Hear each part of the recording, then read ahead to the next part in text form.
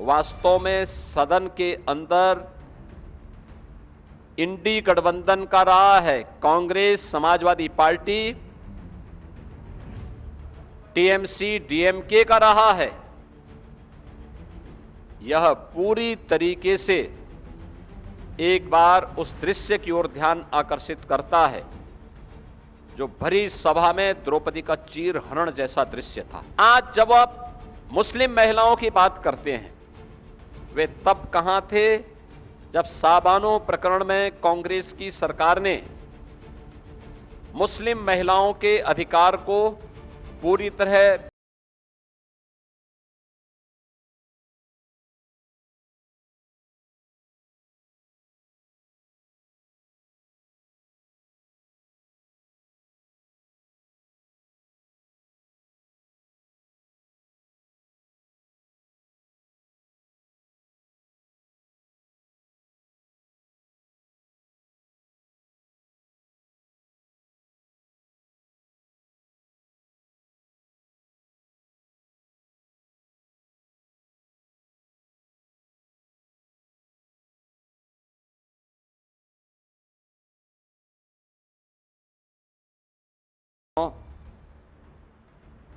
नारी शक्ति वंदन अधिनियम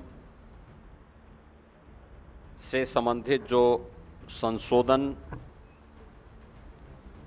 16 अप्रैल से 18 अप्रैल के बीच में संसद के विशेष अधिवेशन के दौरान जो दृश्य देश की संसद में इंडी गठबंधन से जुड़े हुए सभी यूपीए के घटक दलों का रहा है, उस आचरण पर आयोजित आज के इस विशेष प्रेस वार्ता के लिए केंद्रीय मंत्री माननीय श्रीमती अन्नपूर्णा देवी जी का आज यहां लखनऊ में आगमन हुआ है। मैं सबसे पहले उनका उत्तर प्रदेश के अपने सभी एनडीए के सहयोगी दलों के साथ और यहां के प्रमुख महिला जो हमारी प्रतिनिधि हैं, प्रदेश सरकार के मंत्री, प्रदेश सरकार में विभिन्न आयोग और बोर्डों के अध्यक्ष, अन्य पदाधिकारी, अन्य जनप्रतिनिधियों की ओर से मैं उनका हृदय से स्वागत करता हूं। मैं इस विशेष पीसी में आप सबका भी स्वागत करता हूं। मित्रों, हम सब इस बात को जान रहे हैं कि प्रधानमंत्री मोदी जी ने 2014 में देश की सत्ता जब अपने हाथों में ली थी, तब उन्होंने देश के अंदर एक बात बहुत स्पष्ट की थी। उन्होंने कहा था देश के अंदर 4 ही जातियां हैं, एक नारी है, एक गरीब है, एक युवा है और एक किसान है। भारत को कमजोर करने की नीयत से जिन लोगों ने जातिवाद के नाम पर अपने स्वयं के परिवार का भरण पोषण करके उनके लिए देश को लूटा है, स्वाभाविक रूप से उनके लिए यह एक चुनौती थी और चेतावनी भी। और इसीलिए उन्होंने हमेशा किसी भी ऐसे प्रोग्रेसिव कदम का जो प्रधानमंत्री मोदी जी के नेतृत्व में जब भी उठा है, कांग्रेस और उसके जितने भी पार्टनर हैं, उन सब ने हमेशा उस प्रोग्रेसिव सोच को और देश के हित के लिए उठाए जाने वाले कदम का विरोध करते रहे। आज के जो पीसी है, यह विशेष रूप से नारी शक्ति वंदन अधिनियम कि जिससे क्या कुछ हुआ और पब्लिक रिएक्शन क्या है, इसके बारे में आहूत की गई है। मित्रों, हम कह सकते हैं आधी आबादी के मन में विपक्ष के इस नारी विरोधी आचरण के बारे में भारी आक्रोश है और वह आक्रोश कांग्रेस और इंडी गठबंधन के सहयोगी दल Samajwadi party, RJD, TMC, DMK और अन्य उन दलों का जो इस पाप में भागीदार थे, उनके प्रति आधी आबादी के मन में यह आक्रोश आज देखने को मिल रहा है कि कैसे एक और प्रधानमंत्री जी के द्वारा उठाए जाने वाले एक एक समाज के, देश के हित में जो कदम उठाए गए हैं, उन कदमों में कैसे बैरियर के रूप में और उन कदमों को आगे बढ़ने से रोकने के लिए इंडी गठबंधन किस हद तक जाकर के षड्यंत्र करता है। 2023 में नारी शक्ति वंदन अधिनियम पारित हुआ था, लेकिन जब महिला संगठनों, सामाजिक संगठनों ने इस बात की मांग की कि यह अधिनियम 34 की बजाय 29 में लागू हो, तो उनकी मांग के अनुरूप प्रधानमंत्री जी ने सभी पक्षों से विचार विमर्श करने के उपरांत यूनियन गवर्नमेंट नारी शक्ति वंदन अधिनियम 2023 में आवश्यक संशोधन लेकर के आई। इसके लिए संसद का 16, 17, 18 को विशेष अधिवेशन भी हुआ। कुछ राज्यों ने इस बारे में मांग उठाई थी कि ऐसा न हो कि इसके माध्यम से उनके हक को कम कर दिया जाए। प्रधानमंत्री जी ने नारी शक्ति वंदन अधिनियम विधेयक 2023 में पारित करते समय तय किया था कि भाई किसी का हक नहीं छीना जाएगा। ये 33% आरक्षण जो हम अपनी माताओं बहनों को उपलब्ध करवा रहे हैं, इसके लिए इतनी अतिरिक्त सीट हम लोकसभा में और विधानसभा में बढ़ाएंगे। जब इधर ये बात चर्चा में आई कि दक्षिण भारत के राज्य मांग उठा रहे हैं कि साहब हमारा हक कम होगा, तो प्रधानमंत्री जी ने इस बात के लिए और माननीय गृह मंत्री जी ने भी इस बात के लिए आश्वस्त किया कि 2011 की जनगणना के अनुसार जो व्यवस्था है उसी के तहत जैसे अन्य राज्यों में, उत्तर के राज्यों में, पूरब के राज्यों में बढ़ेंगे, वैसे ही दक्षिण के राज्यों में भी वह अनुपात, उसी अनुपात में यह बढ़ेगा। हक किसी का कम नहीं होना है, केवल एक ही इच्छा है कि सारा सदन मिलकर के भारत की नारी को सुरक्षा, सम्मान और स्वावलंबन के प्रतीक नारी शक्ति वंदन अधिनियम को इस संशोधन के साथ पारित करके 2029 में उनका अधिकार दे दे। लेकिन जो दृश्य वास्तव में सदन के अंदर इंडी गठबंधन का रहा है, Congress, Samajwadi party, TMC, DMK का रहा है, यह पूरी तरीके से एक बार उस दृश्य की ओर ध्यान आकर्षित करता है जो भरी सभा में द्रौपदी का चीर हरण जैसा दृश्य था।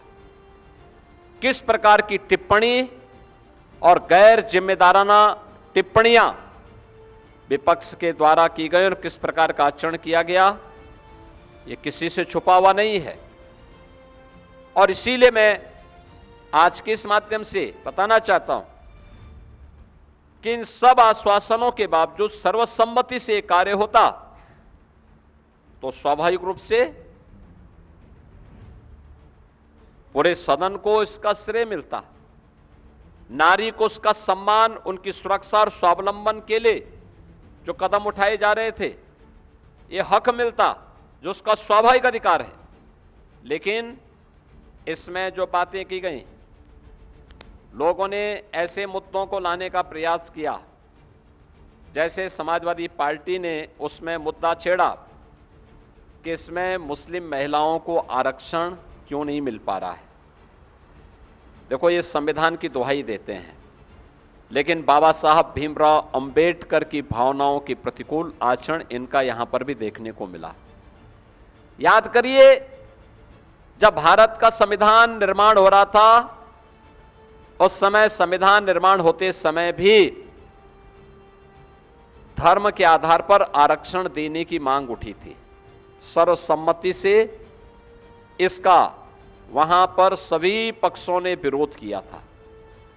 बाबा साहब भीमराव अंबेडकर ने इस पर बहुत तीखी टिप्पणी लिखी थी कि एक बार विभाजन हो गया है, भारत दूसरे विभाजन के लिए तैयार नहीं हो सकता। लोह पुरुष सरदार वल्लभ भाई पटेल ने विरोध किया। उस समय के संविधान निर्माण समिति से जुड़े हुए सभी सदस्यों ने इसका पुरजोर विरोध किया, लेकिन समाजवादी पार्टी और उनके जो अन्य सहयोगी हैं कांग्रेस की उस रणनीति में, मैं पूछना चाहता हूं कांग्रेस से, समाजवादी पार्टी से, कि महिला आरक्षण से जुड़ा हुआ यह मुद्दा जो नारी शक्ति बंधन अधिनियम के माध्यम से पारित हुआ था, इसमें पुरुष का हक नहीं मारा जा रहा था, लेकिन महिला सशक्तिकरण के लिए एक बहुत ही प्रोग्रेसिव सोच के साथ यह कदम उठाया गया था।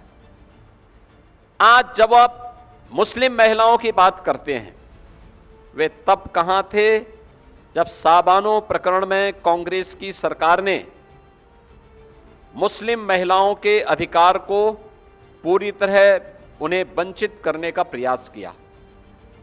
याद करिए, ये इंडी गठबंधन है। जब प्रधानमंत्री मोदी जी ने साबानो प्रकरण में कांग्रेस के इस पाप का परिमार्जन करने का कार्य किया था, और उस समय प्रधानमंत्री जी ने देश के अंदर ट्रिपल तलाक पर पूरी तरह प्रतिबंध लगाया। भारत का कानून शादी ब्याह के लिए भारत के प्रत्येक नागरिक पर समान रूप से लागू होगा।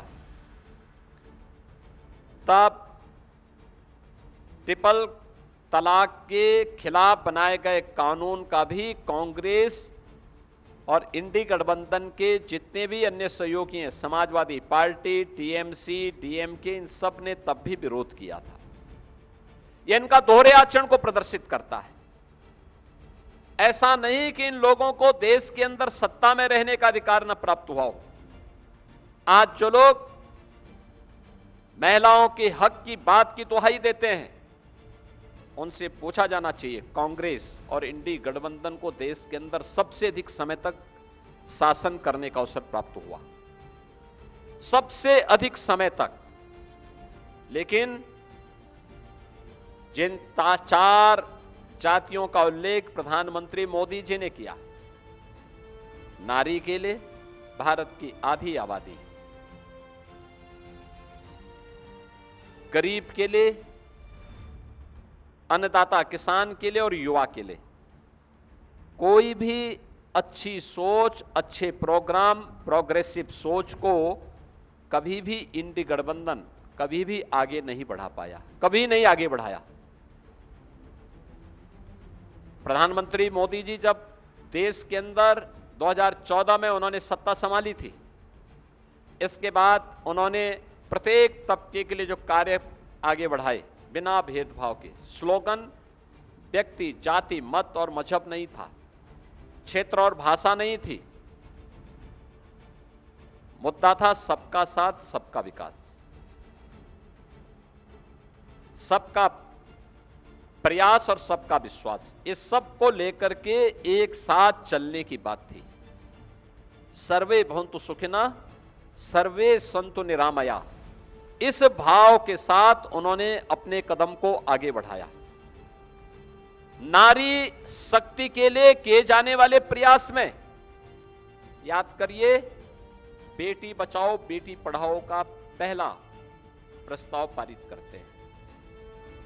बेटी की रक्षा होगी, भ्रूण हत्या नहीं होगी, लिंगानुपात अगर कहीं विषम है उसको सही करेंगे। देश के अंदर उन्होंने इसको लागू किया। मातृवंदना योजना मातृत्व रक्षा के साथ जोड़ने का कार्य किया।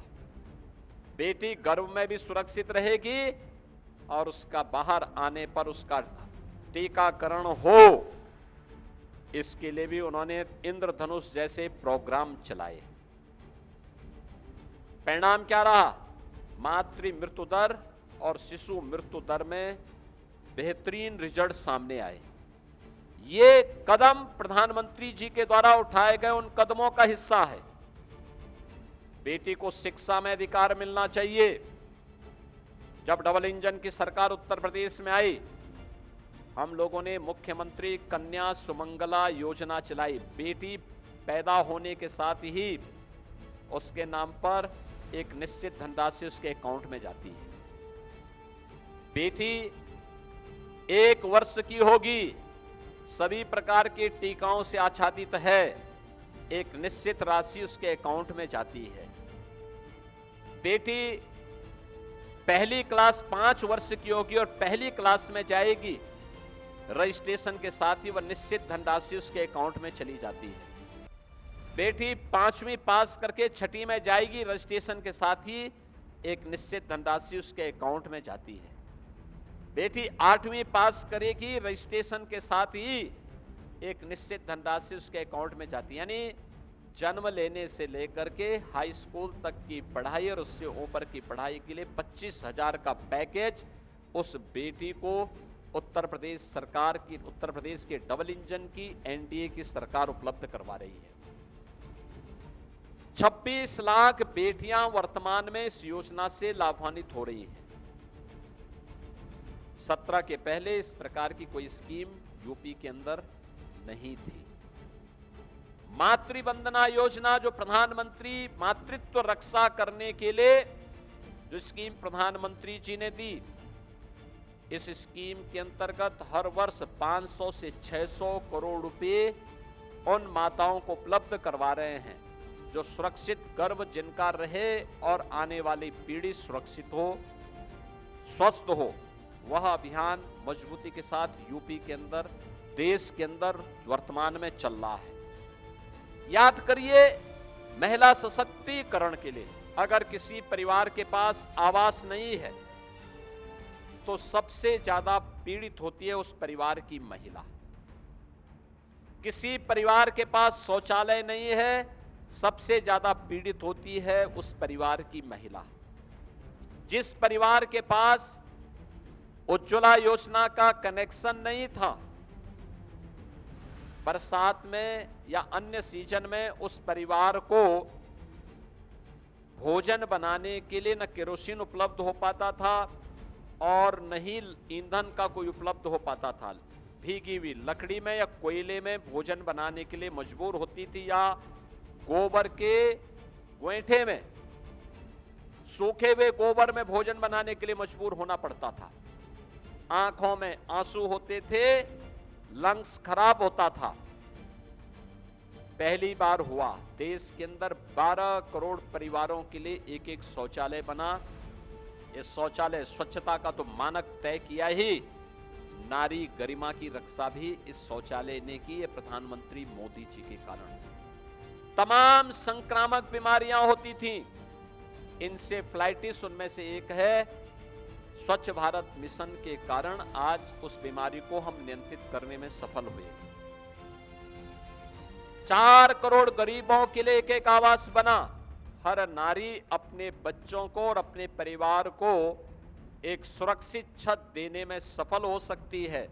यह प्रधानमंत्री आवास योजना के माध्यम से आज देखने को मिला है। उत्तर प्रदेश में 65 लाख लोगों को इस सुविधा का लाभ प्राप्त हुआ। 65 लाख गरीब परिवारों को इस सुविधा का लाभ प्राप्त हुआ है। इसी प्रकार से अगर आप देखेंगे उज्ज्वला योजना में कनेक्शन, देश के अंदर 11 करोड़ परिवार इस योजना का लाभान्वित हुए हैं और उत्तर प्रदेश के अंदर, देश के अंदर 11 करोड़, उत्तर प्रदेश के अंदर 1 करोड़ 90 लाख परिवार इस योजना से लाभान्वित हुए हैं। यानी लंग्स की बीमारी से भी मुक्ति, किसी भी सीजन में एलपीजी की समस्या नहीं होगी, इसकी भी गारंटी ये मोदी की गारंटी के तहत उन्हें उपलब्ध हो पाई। ऐसे ही घरौनी स्कीम के अंतर्गत जिस घर में जहां पे किसी गरीब का घर ग्रामीण क्षेत्र में बनता था, वहां पे लगभग 95 से 98% लैंड एक ग्राम की आबादी की लैंड होती थी। किसी गरीब का घर उजड़ता था, दोबारा मकान नहीं बनाने दिया जाता था, दबंग लोग उस पे हावी होते थे। पहली बार भारत के इतिहास में हुआ है जब 3 करोड़ परिवारों को ग्रामीण अभिलेख, घर के अभिलेख उपलब्ध हुए हैं। उनमें से 1 करोड़ से ज्यादा लोगों को अकेले उत्तर प्रदेश के अंदर अभिलेख प्राप्त हुए प्रधानमंत्री मोदी जी के कारण।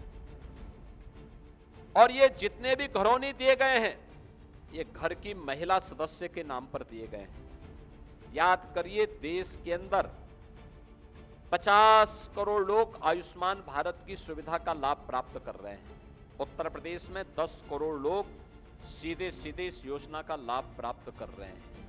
यानी उत्तर प्रदेश आयुष्मान भारत में 5 लाख रुपए की स्वास्थ्य बीमा का कवर।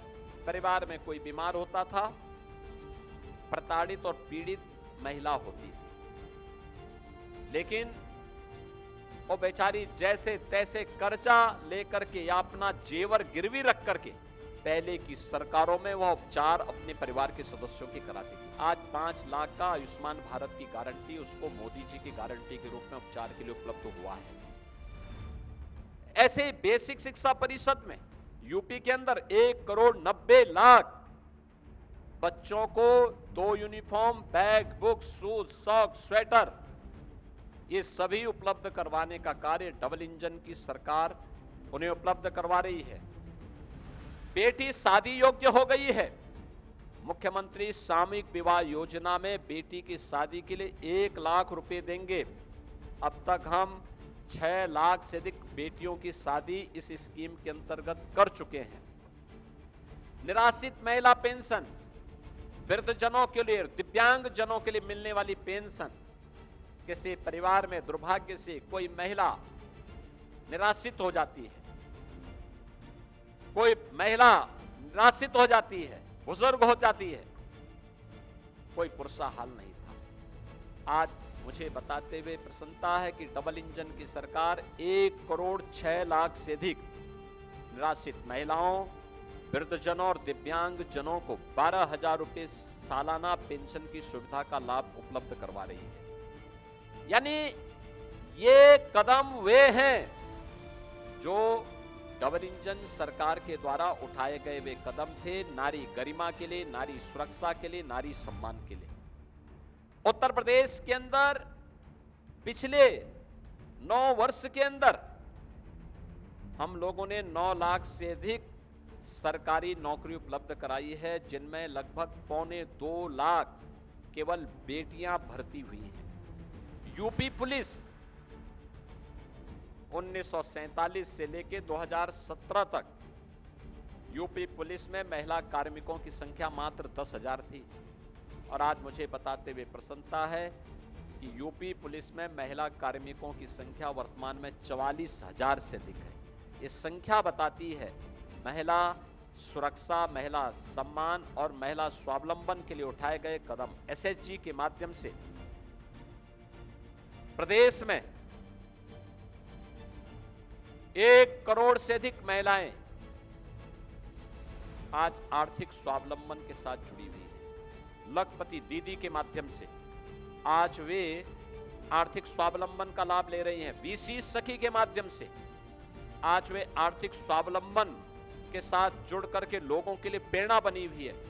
बलेनी मिल्क प्रोड्यूसर हो, आगरा लखनऊ, वाराणसी, गोरखपुर में मिल्क प्रोड्यूसर के कार्यक्रम ये आर्थिक महिला स्वावलंबन के बेहतरीन उदाहरण हैं। ये चीजें दिखती हैं जब सरकार के द्वारा कोई इनिशिएटिव लिया जाता है तो उसके परिणाम भी सामने आते हैं, उसको उस रूप में आगे बढ़ाया जाता है। ओडीओपी स्कीम के अंतर्गत, one district one product scheme के अंतर्गत वर्तमान में 96 लाख एमएसएमई यूनिट यूपी के अंदर कार्य कर रहे हैं। ये 96 लाख एमएसएमई यूनिट में कार्य करने वाली आधी आबादी महिलाओं की है। यूपी में वर्तमान में 21,000 से अधिक स्टार्टअप काम कर रहे हैं। डबल इंजन सरकार के प्रयास का परिणाम है कि आधे से अधिक स्टार्टअप हमारी नारी शक्ति के द्वारा संचालित है। पिछले 11-12 वर्ष में प्रधानमंत्री मोदी जी के नेतृत्व में कौन ऐसा सेक्टर है जिसमें महिलाओं को नेतृत्व न मिला हो? शिक्षा, स्वास्थ्य, एग्रीकल्चर, डिफेंस और जीवन के टेक्नोलॉजी का क्षेत्र हो, हर एक सेक्टर में आज ये संख्या है। और पहली बार हुआ है भारत के अंदर आजादी के बाद पहले आम चुनाव से लेकर अब तक भारत की संसद में महिला जनप्रतिनिधियों की संख्या सबसे अधिक है। यह संख्या वर्तमान में लगभग 15% है।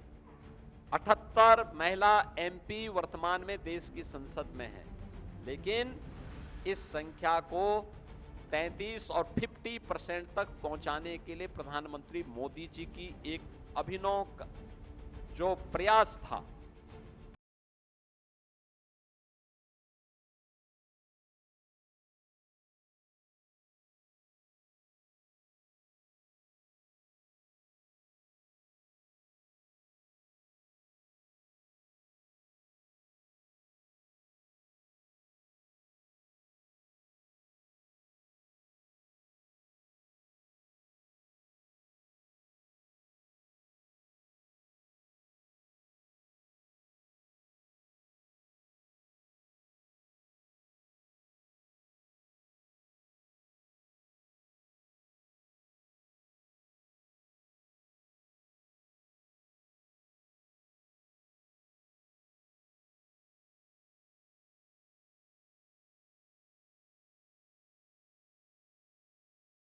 बैरियर बनकर के बस होने नहीं देना है, होने नहीं देना है। यानी सब कुछ इनको और इनके परिवार को मिले, किसी नारी को ना मिले, किसी गरीब को ना मिले, किसी युवा को ना मिले, किसी किसान को ना मिले। इनकी यही युक्ति रहती है और उसके लिए इनके हमेशा से यही प्रयास चल रहे हैं और इसीलिए ये लोग संसद की कार्रवाई में हमेशा बाधक बनते हैं। आज के इस अवसर पर हम प्रधानमंत्री जी के इस प्रयास के लिए उनका अभिनंदन करते हैं। उनके प्रयासों के लिए बिना रुके, बिना डिगे, बिना थके उनके नेतृत्व में देश जिस मजबूती के साथ आगे बढ़ रहा है और उसमें समाज के प्रत्येक तबके के लिए उन्होंने जो कार्य किए हैं और जो कदम बढ़ाए हैं, उत्तर प्रदेश आबादी का सबसे बड़ा राज्य होने के नाते पूरा उत्तर प्रदेश प्रधानमंत्री मोदी जी के साथ खड़ा है, उनका आभार व्यक्त करता है, उनका अभिनंदन करता है, उनके इस प्रयास की सराहना भी करता है। और इस अवसर पर उत्तर प्रदेश की नारी शक्ति के मन में जो आक्रोश है कांग्रेस और इंडी गठबंधन के प्रति, उनके कृत्यों के प्रति, उस आक्रोश में पूरा एनडीए एकजुट होकर के उत्तर प्रदेश की आधी आबादी के साथ खड़ा है। हम उनके साथ खड़े हैं। ये लगातार धरना प्रदर्शन आंदोलन प्रारंभ हुए हैं, लोकतांत्रिक तरीके से सारे कार्यक्रम चल रहे हैं। कांग्रेस को, समाजवादी पार्टी को और इंडी गठबंधन के अन्य दलों को, टीएमसी, डीएमके, इन सभी को आधी आबादी से माफी मांगनी चाहिए, अपने इस कृत्य के लिए माफी मांगनी चाहिए। उनका यह कृत्य अक्षम्य है आधी आबादी उन्हें किसी भी स्थिति में उन्हें माफ नहीं करने वाली है। और मैं देश भर की आधी आबादी से, सभी बहनों से, सभी बेटियों से इस बारे में अपील करूंगा। यह महिला विरोधी आचरण, नारी विरोधी आचरण वास्तव में विकास को अवरुद्ध करने का है। महिला जिन क्षेत्रों में आगे बढ़ी है, जब भी उसे आगे बढ़ने का अवसर प्राप्त हुआ है और उसके हाथ में लीडरशिप आई है, हम लोगों ने बहुत सारे रिफॉर्म वहां पर होते हुए देखे। शिक्षा के क्षेत्र में, स्वास्थ्य के क्षेत्र में, पोषण के क्षेत्र में, स्वावलंबन के क्षेत्र में ढेर सारे परिवर्तन वहां पर होते हुए दिखाई दिए हैं। बहुत सारे सेक्टर ऐसे हैं जहां पर वे बेहतरीन करती हैं, अच्छा परफॉर्म करती हैं। यूपी का एमएसएमई सेक्टर हमारी नारी सशक्तिकरण का एक बेहतरीन उदाहरण है। उत्तर प्रदेश के अंदर नारी गरिमा के प्रतीक वे सभी सेक्टर बने हैं जहां पर वह बेहतरीन लीडरशिप दे सकती है। और आज का यह अवसर उसी दृष्टि अत्यंत महत्वपूर्ण है कि उनकी इस लीडरशिप को इंडी गठबंधन ने बाधित किया है, उसमें बैरियर बनी है। कांग्रेस और समाजवादी पार्टी और उनके अन्य सहयोगी दलों का यह कृत्य अक्षम्य है। भारत की नारी शक्ति कभी भी इसको स्वीकार नहीं करेगी, बर्दाश्त नहीं करेगी और इसके खिलाफ नारी शक्ति के द्वारा जो भी कदम उठाए जाएंगे, पूरा एनडीए गठबंधन उनके साथ खड़ा है। आज की इस प्रेस कॉन्फ्रेंस के माध्यम से हम सब इस बात के लिए उत्तर प्रदेश की अपनी सभी बहनों को, सभी बेटियों को इस बात के लिए आश्वस्त करते हैं कि उनके द्वारा जो भी कदम उठाए जाएंगे, हम उनके साथ में कदम से कदम मिला करके चलेंगे और उन्हें हर प्रकार का सपोर्ट देंगे, संबल देंगे।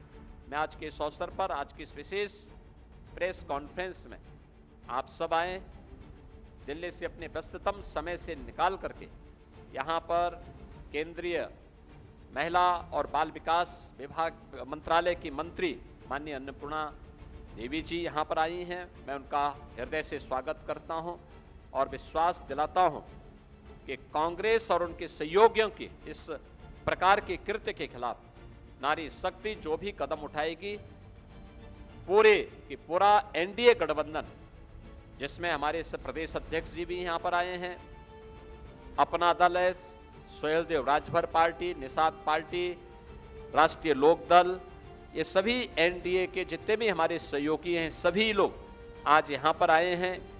उत्तर प्रदेश सरकार की महिला और बाल विकास विभाग की मंत्री के साथ साथ हमारी महिला आयोग, महिला कल्याण निगम, महापौर, जनप्रतिनिधि के रूप में, लखनऊ की जनप्रतिनिधि के रूप में श्रीमती जयदेवी जी, ये सभी लोग आज की इस प्रेस कॉन्फ्रेंस में यहां पर मौजूद हैं और इनके द्वारा जो भी आगे निर्णय लिया जाएगा, पूरे का पूरा एनडीए गठबंधन इनके साथ मिल करके, उनके साथ कदम से कदम मिला करके नारी गरिमा की रक्षा करने के लिए पूरा सहयोग और अपना सपोर्ट करेगा। बहुत बहुत धन्यवाद जी।